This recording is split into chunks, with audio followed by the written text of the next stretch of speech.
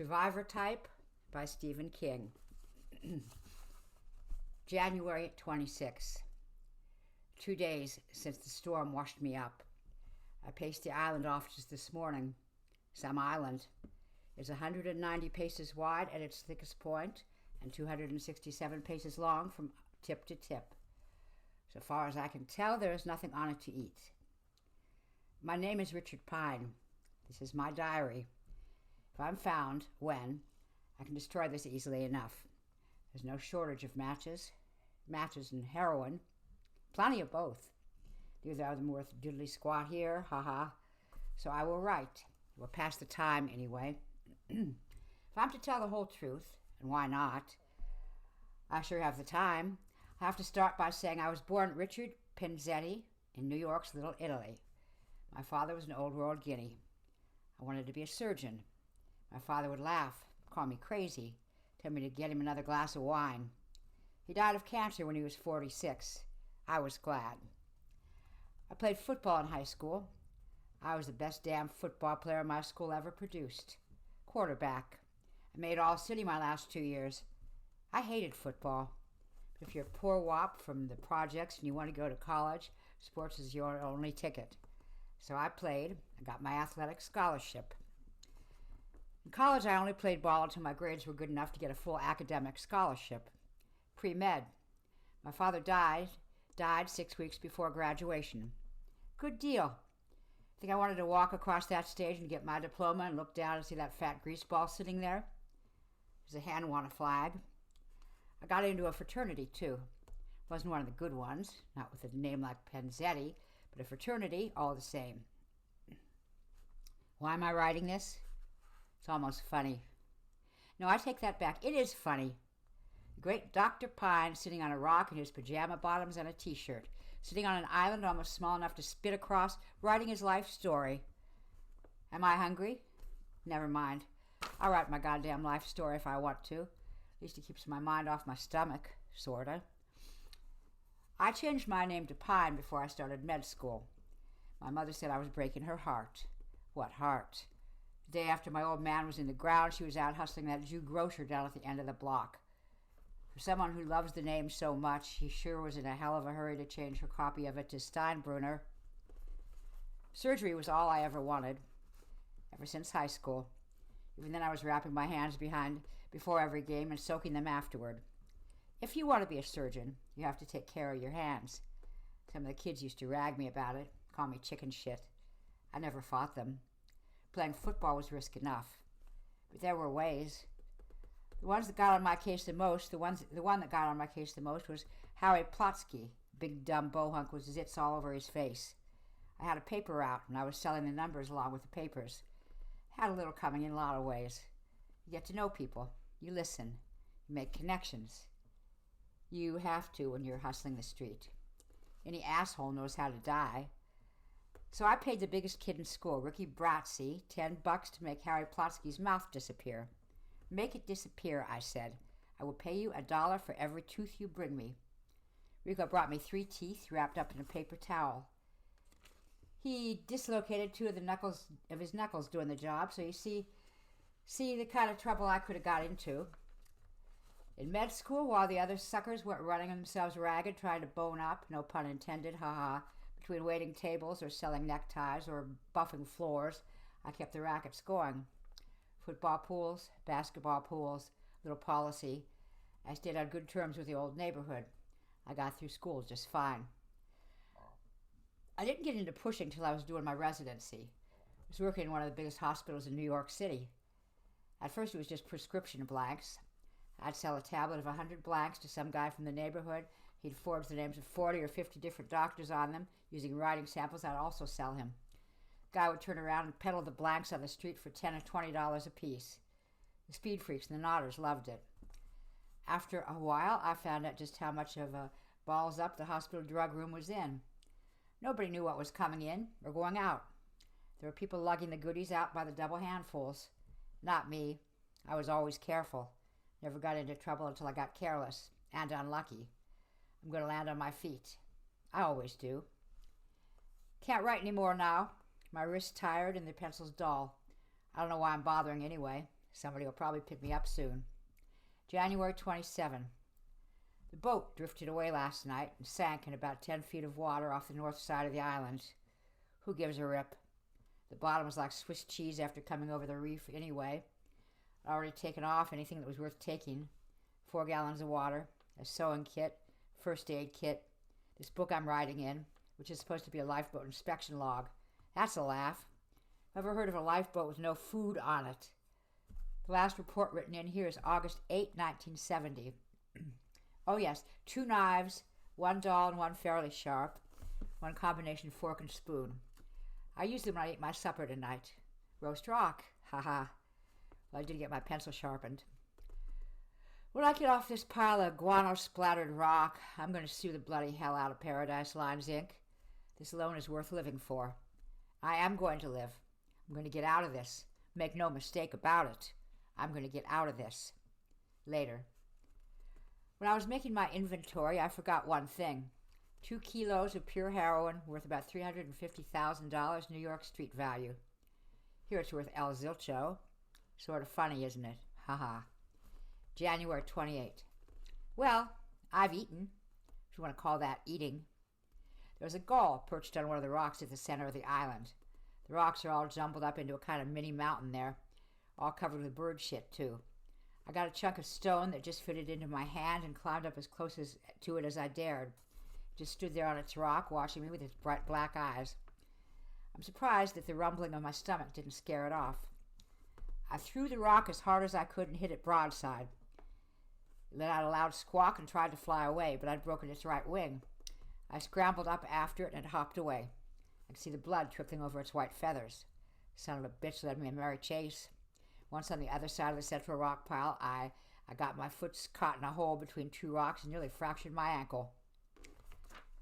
Began to tire at last. I finally caught it on the east side of the island. It was actually trying to get into the water and paddle away.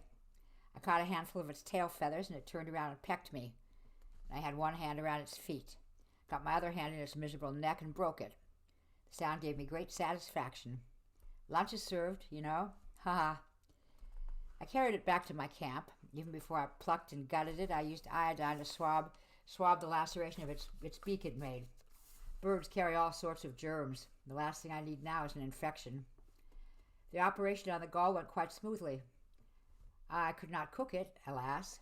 Absolutely no vegetation or driftwood on the island, and the boat is sunk. So I ate it raw. My stomach wanted to regurgitate it immediately. I sympathized, but could not allow it. I counted backward until the nausea passed. It almost always works. Can you imagine that bird almost breaking my ankle and then pecking me? If I catch another one tomorrow, I'll torture it. I let this one off too easily. Even as I write, I'm able to glance down at the severed head on the sand. Its black eyes, even with the death glaze on them, seem to be mocking me. Do gulls have brains in any quantity? Are they edible? January 29.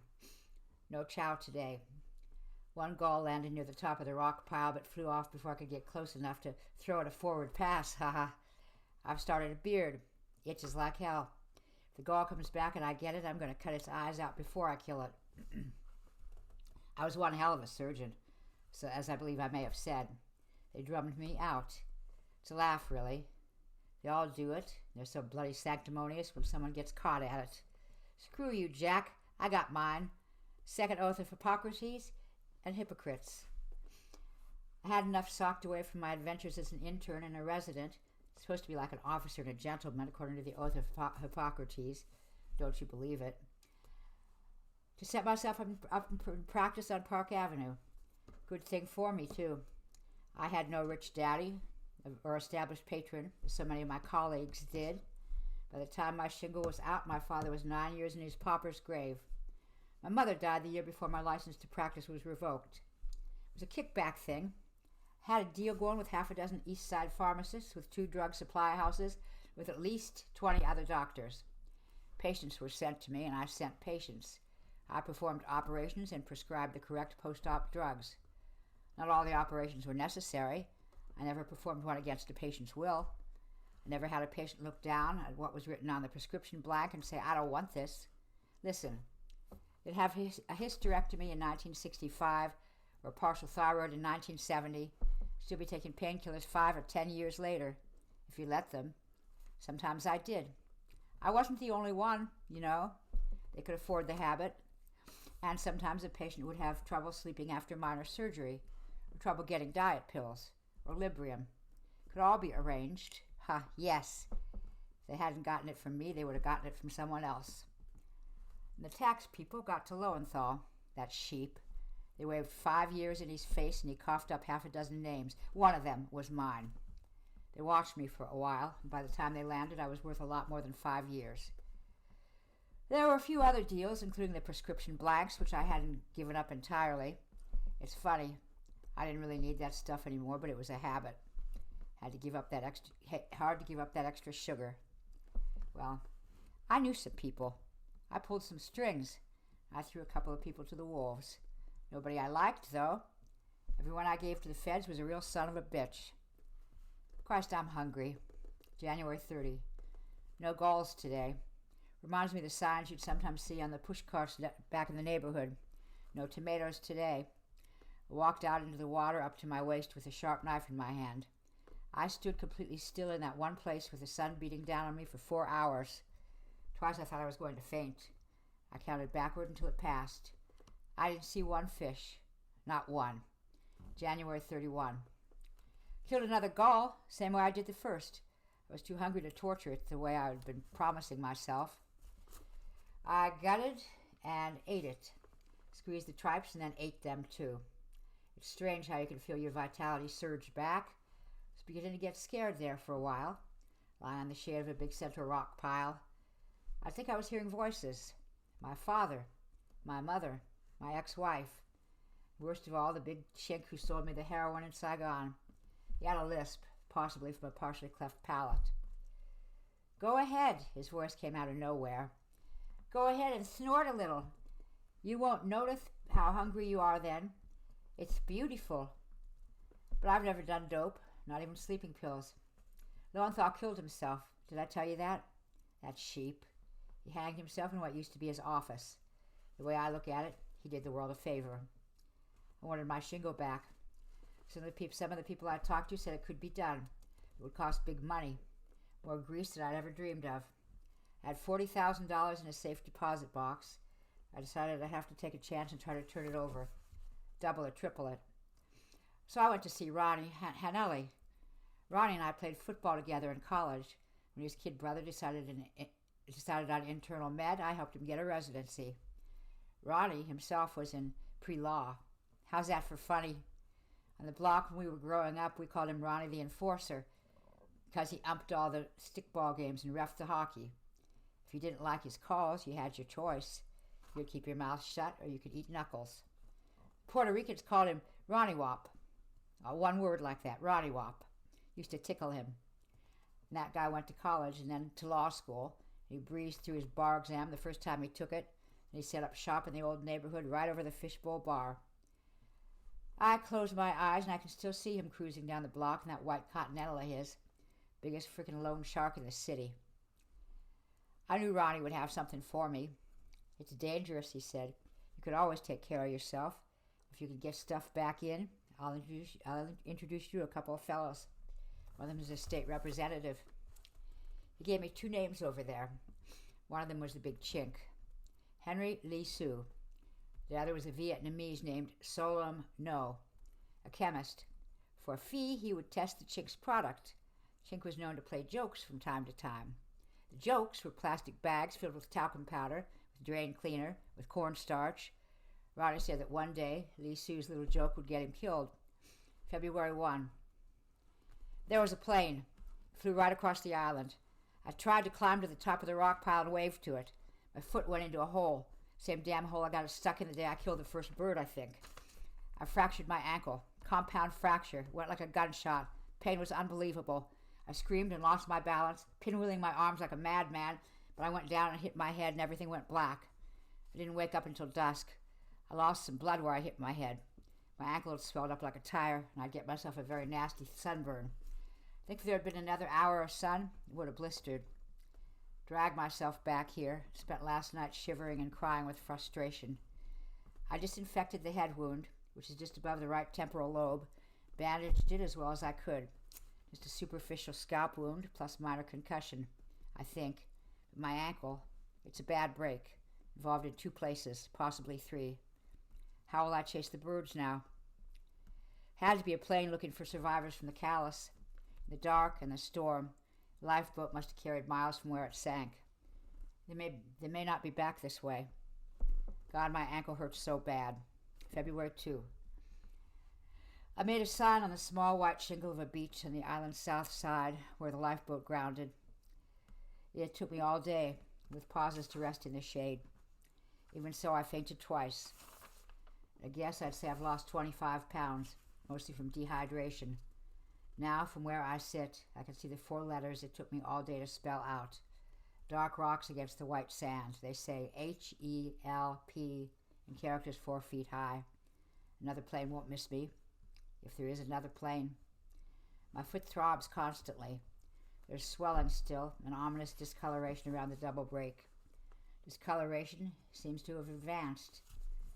Binding it tightly with my shirt alleviates the worst of the pain, but it's still bad enough so that I faint rather than sleep. I've begun to think I may have to amputate. February 3. Swelling and discoloration worse still. I'll wait until tomorrow. If the operation does become necessary, I believe I can carry it through. I have matches for sterilizing the sharp knife. I have needle and thread from the sewing kit. My shirt for a bandage. I even have 2 kilos of painkiller, although hardly of the type I used to prescribe. They would have taken it if they could have gotten it. You bet. As old blue-haired ladies would have snorted Glade air freshener if they thought it would have gotten them high. Believe it.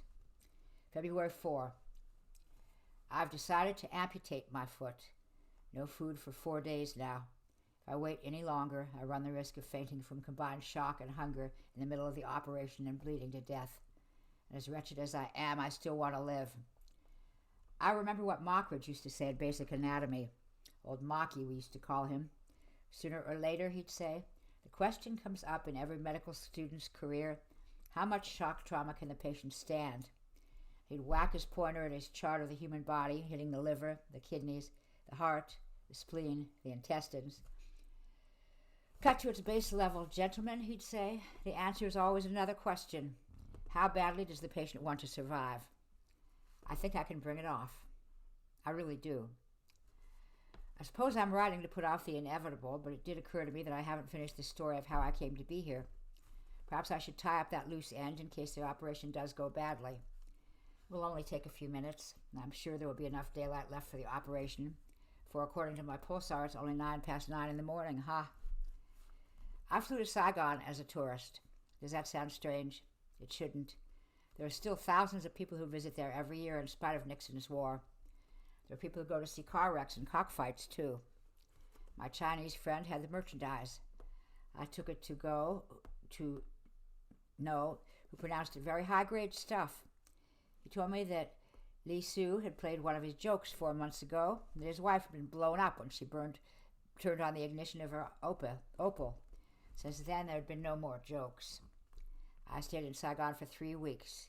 I booked passage back to San Francisco on a cruise ship, the Callus, first-class cabin. Getting on board with the merchandise was no trouble for a fee. No arranged for 2 customs officials to simply wave me on after running through my suitcases. The merchandise was in an airline flight bag which they never even looked at. Getting through U.S. Customs would be much more difficult, No told me. That, however, is your problem. I had no intention of taking the merchandise through U.S. Customs. Roddy Hanali had arranged for a skin diver who would do a certain rather tricky job for $3,000. I was to meet him 2 days ago, now that I think of it, in a San Francisco flop house called the St. Regis Hotel. The plan was to put the merchandise in a waterproof can. Attached to the top was a timer with a packet of red dye. Just before we docked, the canister was to be thrown overboard. But not by me, of course. I was still looking for a cook or a steward who could use a little extra cash and who was smart enough or stupid enough to keep his mouth closed afterwards when the Callus sank. I don't know how or why. It was storming, but the ship seemed to be handling that well enough. Around 8 o'clock in the evening of the 23rd, there was an explosion somewhere below deck. I was in the lounge at the time, and the Callus began to list almost immediately. To the left. Do they call that port or starboard? People were screaming and running in every direction. Bottles were falling off the back bar and shattering on the floor. A man staggered up from one of the lower levels, his shirt burned, his skin barbecued. Loudspeakers started telling people to go to the lifeboat stations they had been assigned during the drill at the beginning of the cruise. Passengers went right on running hither and yon. Very few of them had bothered to show up during the lifeboat drill. I not only showed up, I came early. I wanted to be in the front row, you see, so I would have an unobstructed view of everything. I always pay close attention when the matter concerns my own skin. I went down to my stateroom, got the heroin bags, and put one in each of my front pockets. Then I went to lifeboat station 8. As I went up the stairwell to the main deck, there were 2 more explosions, and the boat began to list even more severely. Topside, everything was confusion. I saw a screeching woman with a baby in her arms run past me, gaining speed as she sprinted down the slippery canting deck. She hit the rail with her thighs and flipped outward. I saw her do 2 mid-air somersaults and part of a third before I lost sight of her. There was a middle-aged man sitting in the center of the shuffleboard court and pulling his hair. Another man in cook's whites, horribly burned about his face and hands, was stumbling from place to place and screaming, "Help me! Can't see! Help me! Can't see!" The panic was almost total. It had run from the passengers to the crew like a disease. You must remember that the time elapsed from the first explosion to the actual sinking of the Callus was only about 20 minutes. Some of the lifeboat stations were clogged with screaming passengers, while others were abandoned, empty. Mine on the listing side of the ship was almost deserted. There was no one there but myself and a common sailor with a pimply, pallid face. "Let's get this buckety-bottomed old whore in the water," he said, his eyes rolling crazily in their sockets. "This bloody tub is going straight to the bottom." The lifeboat gear is simple enough to operate, but in his fumbling nervousness, he got his side of the block and tackle tangled. The boat dropped 6 feet and then hung up, the bow 2 feet lower than the stern. I was coming around to help him when he began to scream. He'd succeeded in untangling the snarl and gotten his hand caught at the same time. The whizzing rope smoked over his open palm, flaying off his skin, and he was jerked over the side. I tossed the rope ladder overboard, hurried down to it, unclipped the lifeboat from the lowering ropes. Then I rowed, something I had occasionally done for pleasure on trips to my friends' summer houses, something I was now doing for my life. I knew that if I didn't get far enough away from the dying Callus before she sank, she would pull me down with her. Just 5 minutes later, she went. I hadn't escaped the suction entirely, had to row madly just to stay in the same place. She went under very quickly. There were still people clinging to the rail of her bow and screaming. It looked like a bunch of monkeys. The storm worsened. I lost one oar, but managed to keep the other. I spent the whole night in a kind of dream, first bailing, then grabbing the oar and paddling wildly to get the boat's prow to the next hulking wave. Sometime before dawn on the 24th, the waves began to strengthen behind me. The boat rushed forward. It was terrifying, but at the same time exhilarating. Suddenly, most of the planking was ripped out from under my feet. Before the lifeboat could sink, it was dumped on this godforsaken pile of rocks. I don't even know where I am. I have no idea at all. Navigation, not my strong point. Haha. But I know what I have to do. This may be the last entry, but somehow I think I'll make it. Haven't I always?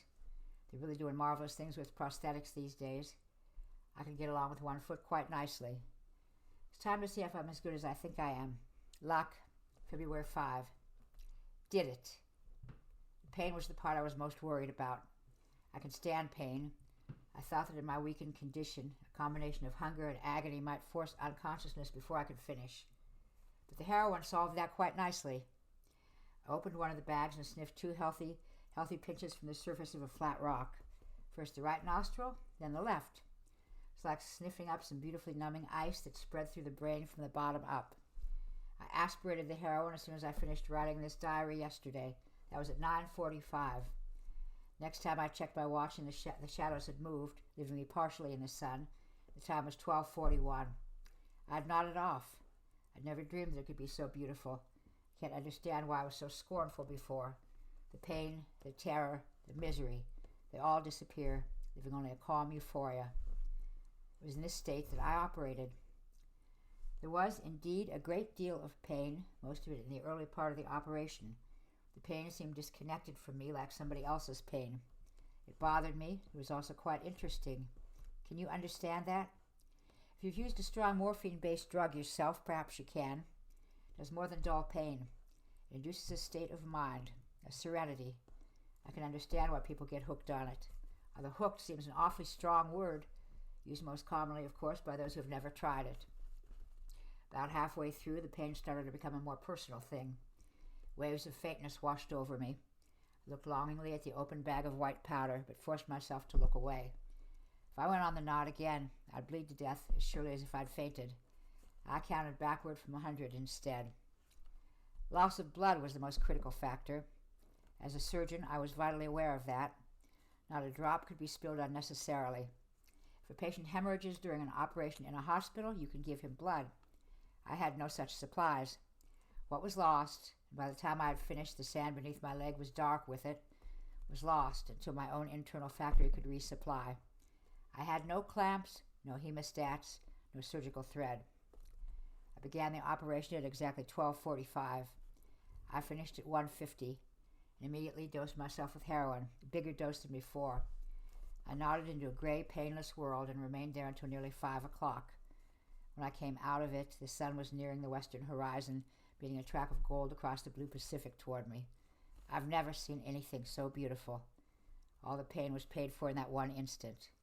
An hour later, I snorted a bit more, so as to fully enjoy and appreciate the sunset. Shortly after dark, Wait, haven't I told you? I'd had nothing to eat for 4 days. That was the only hope I could look back to in the manner of replenishing my sapping vitality was my own body. Above all, haven't I told you over and over that survival is a business of the mind, the superior mind? I won't justify myself by saying you would have done the same thing.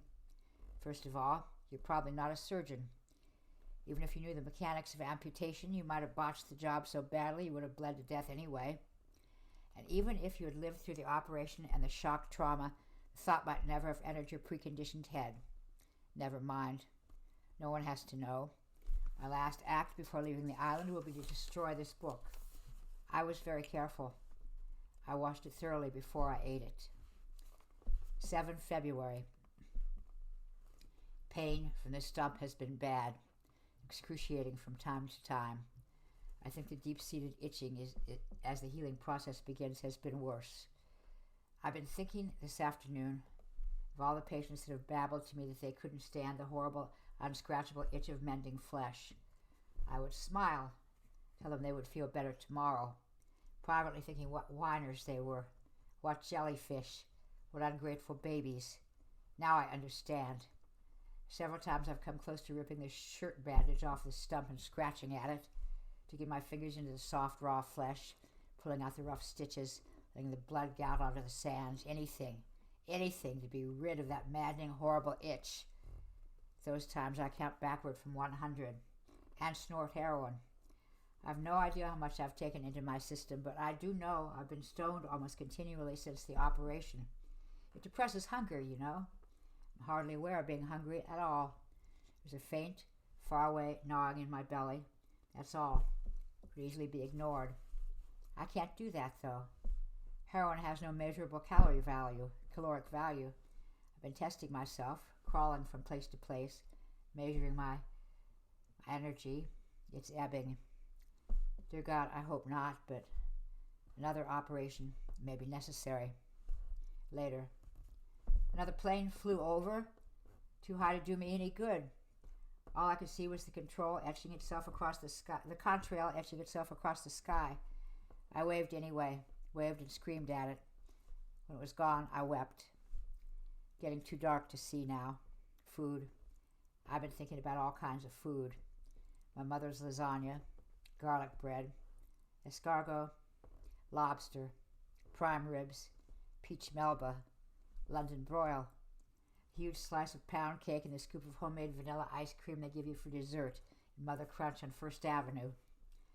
Hot pretzels, baked salmon, baked Alaska, baked ham with pineapple rings, onion dip with potato chips, cold iced tea, long sips, French fries, make you smack your lips. 100, 99, 98, 97, 96, 95, 94. God, God, God. February 8. Another gull landed on the rock pile this morning. Huge fat one. I was sitting in the shade of my rock, what I think of as my camp, my bandaged stump propped up. I began to salivate as soon as the gull landed, just like one of Pavlov's dogs, drooling helplessly like a baby. I picked up a chunk of stone large enough to fit my hand nicely and began to crawl toward it. Fourth quarter.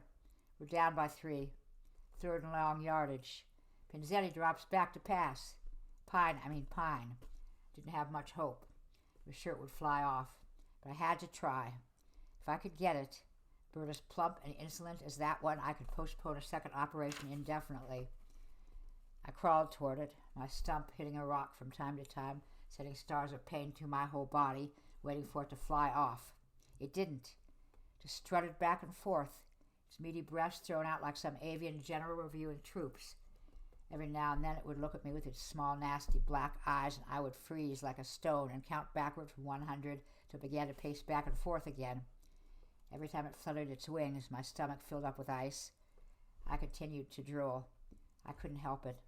I was drooling like a baby. I don't know how long I stalked it. An hour? 2? The closer I got, the harder my heart pounded and the tastier that gull looked. It almost seemed to be teasing me. I began to believe that as soon as I got in throwing range, it would fly off. My arms and legs were beginning to tremble. My mouth was dry. The stump was twanging viciously. I think now that I must have been having withdrawal pains, but so soon. I've been using the stuff less than a week. Never mind. I need it. There's plenty left, plenty. I have to take the cure later on when I get back to the States. I'll check into the best clinic in California and do it with a smile. That's not the problem right now, is it? When I did get into range, I didn't want to throw the rock. I became insanely sure that I would miss, probably by feet. I had to get closer. So I continued to crawl up the rock pile, my head thrown back, the sweat pouring off my wasted scarecrow body. My teeth had begun to rot. Did I tell you that? If I were a superstitious man, I'd say it was because I ate. We know better, don't we? I stopped again. I was much closer to it than I had been to either of the other gulls. I still couldn't bring myself to commit. I clutched the rock until my fingers ached, and still I couldn't throw it, because I knew exactly what it would mean if I missed. I don't care if I use up all the merchandise. I'll sue the ass off them. I'll be in clover for the rest of my life. My long, long life. I think I would have crawled right up to it without throwing if it hadn't finally taken wing. I would have crept up and strangled it, but it spread its wings and took off. I screamed at it and reared up on my knees and threw my rock with all my strength, and I hit it. The bird gave a strangled squawk and fell back on the other side of the rock pile, gibbering and laughing. Unmindful now of striking the stump or opening the wound, I crawled over the top into the other side. I lost balance and banged my head. Didn't even notice it, not then, though it's raised a pretty nasty lump. All I could think of was the bird and how I'd hit it. Fantastic luck. Even on the wing I'd hit it. It was flopping down toward the beach on the other side, one wing broken, its underbody red with blood. I crawled as fast as I could, but it crawled faster yet. Race to the cripples. I might have gotten it. I was closing the distance, except for my hands. I had to take good care of my hands. I may need them again. In spite of my care, the palms were scraped by the time we reached the narrow shingle of beach. I'd shattered the face of my pulsar watch against a rough spine of rock. The gull flopped into the water, squawking noisomely. I clutched at it. I got a handful of tail feathers, which came off in my fist. Then I fell in, inhaling water, snorting and choking. I crawled in further. I even tried to swim after it. The bandage came off my stump. I began to go under. I just managed to get back to the beach, shaking with exhaustion, racked with pain, weeping and screaming, cursing the gull. It floated there for a long time, always further and further out. I seem to remember begging it to come back at one point. When it went out over the reef, I think it was dead. It isn't fair. It took me almost an hour to crawl back around to my camp. I've snorted a large amount of heroin, but even so I'm bitterly angry at the gull. If I wasn't going to get it, why did it have to tease me so? Why didn't it just fly off? February 9. I've amputated my left foot and have bandaged it with my pants. Strange. All through the operation I was drooling, just like when I saw the gull, drooling helplessly, but I made myself wait until after dark. I just counted backward from 100, 20 or 30 times, haha. Then I kept telling myself, cold roast beef, cold roast beef, cold roast beef. 11 February 11. Rain the last 2 days, and high winds. I managed to move some rocks from the central pile, enough to make a hole I could crawl into. Found one small spider, pitched it between my fingers before he could get away, and I ate him up. Very nice. Juicy. I thought to myself that the rocks over me might fall and bury me alive. Didn't care. Spent the whole storm stoned. Maybe it rained 3 days instead of 2. Or only 1. I think it got dark twice. I love to nod off. No pain or itching then. I know I'm going to survive this. It can't be a person can go through something like this for nothing. There was a priest at Holy Family when I was a kid. Little runty guy. He used to love to talk about hell and mortal sins. Had a real hobby horse on him. Can't get back from a mortal sin. That was his view. I dreamed about him last night. Father Haley in his black bathrobe, his whiskey nose, shaking his finger at me and saying, "Shame on you, Richard Pinzetti. Mortal sin. Damn it to hell, boy. Damn it to hell." I laughed at him. If this place isn't hell, what is? The only mortal sin is giving up. Half the time I'm delirious. The rest of the time my stumps itch and the dampness makes them ache horribly. But I won't give up. I swear. Not for nothing. Not all this for nothing. February 12. Sun is out again. A beautiful day. Hope they're freezing their asses off in the neighborhood. It's been a good day for me. As good as any day gets on this island. The fever I had while it was storming seems to have dropped. I was weak and shivering when I crawled out of my burrow, but after lying on the hot sand in the sunshine for 2 or 3 hours, I began to feel almost human again. Crawled around the south side and found several pieces of driftwood cast up by the storm, including several boards from my lifeboat. There was kelp and seaweed on some of the boards. I ate it.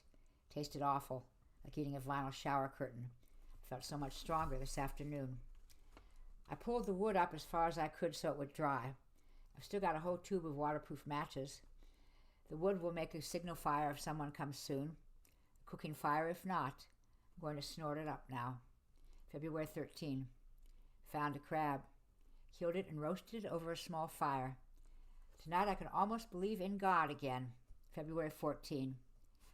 I just noticed this morning that the storm washed away most of the rocks in my help sign. But the storm ended 3 days ago. Have I really been that stoned? I'll have to watch it, cut down the dosage. What if a ship went by while I was nodding? I made the letters again, but it took me almost all of the day, and now I'm exhausted. Looking for a crab where I found the others, but nothing. Cut my hands on several of the rocks I used for the sign, but disinfected them promptly with iodine in spite of my weariness. Have to take care of my hands, no matter what. February 15. A gull landed on the tip of the rock pile today. Flew away before I could get in range.